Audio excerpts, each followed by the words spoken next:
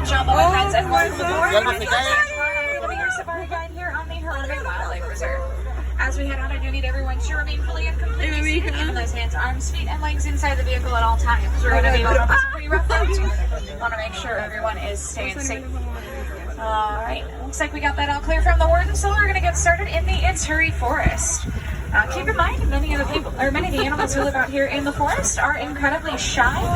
They use natural coloring as camouflage to blend into their background and surroundings. Take a look over to your right-hand side, folks. You'll see that brown animal is the okapi. And the okapi are a very reclusive species, not discovered by Western civilization until the year 1901. Up until that point, they were thought to be a myth.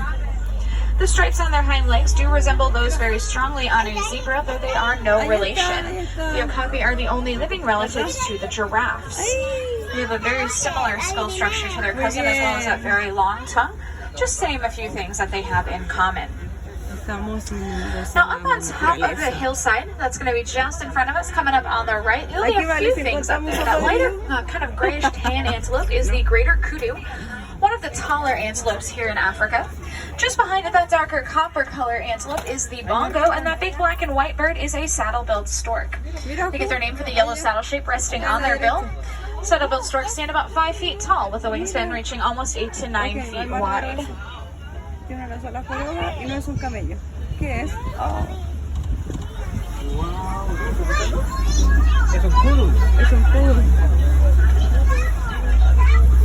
Let's see here. A couple more of those bongos kind of hiding up on top of the hill there to your right.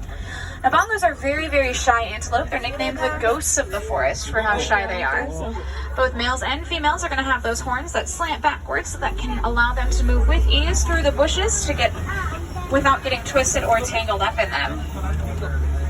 So we're going to be heading over to the Safi River now, which is usually a pretty good place to spot some hippos and maybe even a few crocodiles.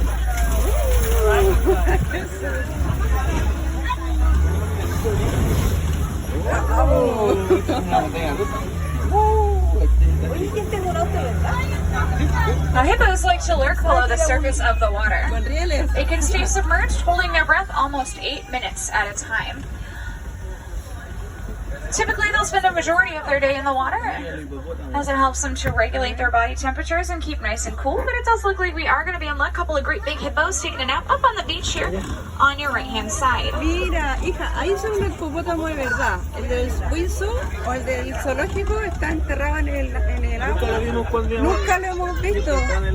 Le vemos el puro lomo al hipopótamo. Mira cómo duerme. Hoy está con in the water there on your left as well. A whole group of hippos is going to be called a bloat of hippos. El del zoológico metropolitano se le ve por espalda. Qué bonito. On the island itself, the big white birds are peacock pelicans. They get their name because during mating season, their backs will turn a nice light shade of pink. Now, for an animal that spends so much of its time in the water, hippos are not a big fan of swimming. They much prefer, whenever possible, to sink down to the bottom of the river, where they will walk or run along the riverbed to get from place to place. And just around the riverbed as well, we're going to be headed across a pit full of the Nile crocodiles. Make sure we're staying seated, guys. Encontramos cocodrilos. La misión del tío Álvaro. These Nile crocodiles can stretch almost 16 feet in length and weigh up to 500 pounds. They can run at about 10 miles an hour on land, and to top it all off, their jaws have a pretty impressive bite force of almost 2,000 pounds of pressure per square inch, which is powerful enough to crush the bones of their prey.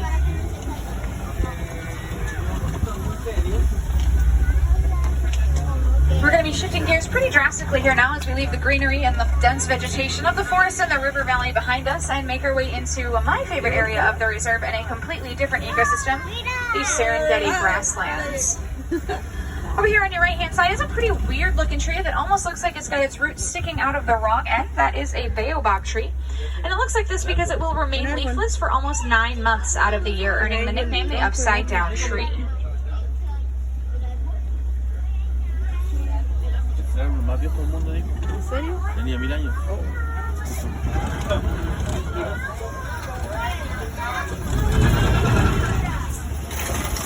right, everyone, welcome to the savannah.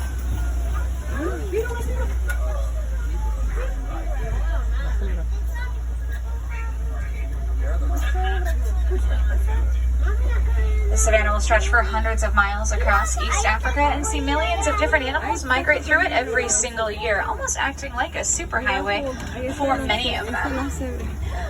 Down here at the bottom of the hill, actually looks like there is a zebra here. This is a Hartman's mountain zebra. They've got that nice white underbelly. Their stripes get thicker towards their backside.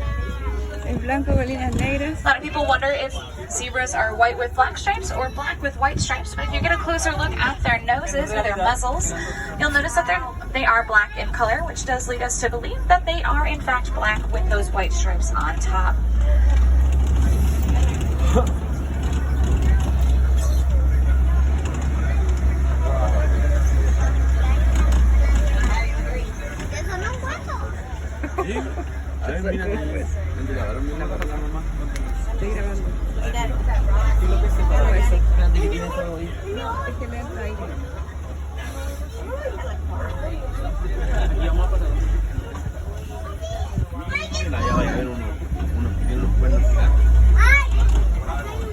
Right behind the cave here, we may get a quick glimpse of a couple of African painted dogs.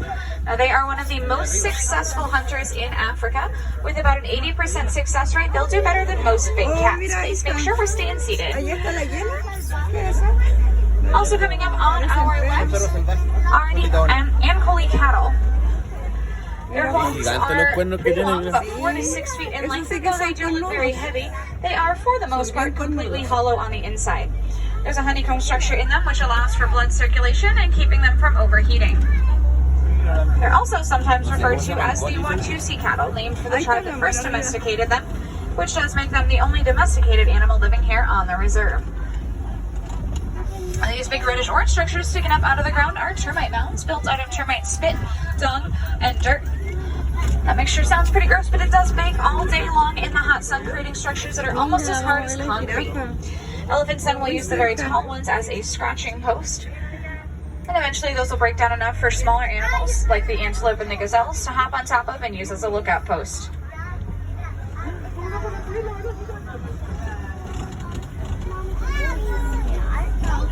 ¿Cierto? Tiene el cuello muy largo. Para alcanzar las hojas. Así es para alcanzar las hojas. Now, there are a few different species of giraffes in the world, but the ones living on the reserve here are called the Maasai giraffes. Maasai giraffe have a few distinguishing features, including a darker brown color to their spots, as well as the very jagged edges they have around their spots. As we get a little closer, you'll be able to see that for yourselves.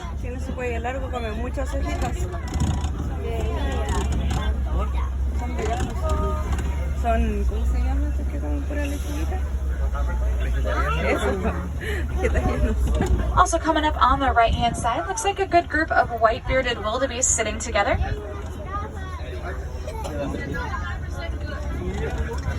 They live in some of the most densely populated groups of mammals, aside from people. Anywhere from 10 up to 1,000 wildebeest can live and travel together. Now, there's some pretty large antelope hanging around these giraffes as well. These are going to be the Patterson's eland. They're one of the largest antelope species here in Africa. Fully grown males stand almost 6 feet tall at the shoulder alone and can weigh over 2,000 pounds fully grown. Now, when giraffes are born, they also stand about 6 feet tall.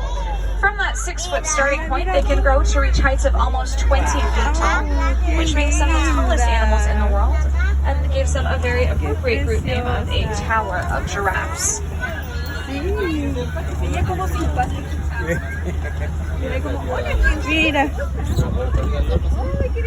Alright folks, I do see some broken down trees coming up, which is usually a pretty good indicator that we're getting closer to elephant country.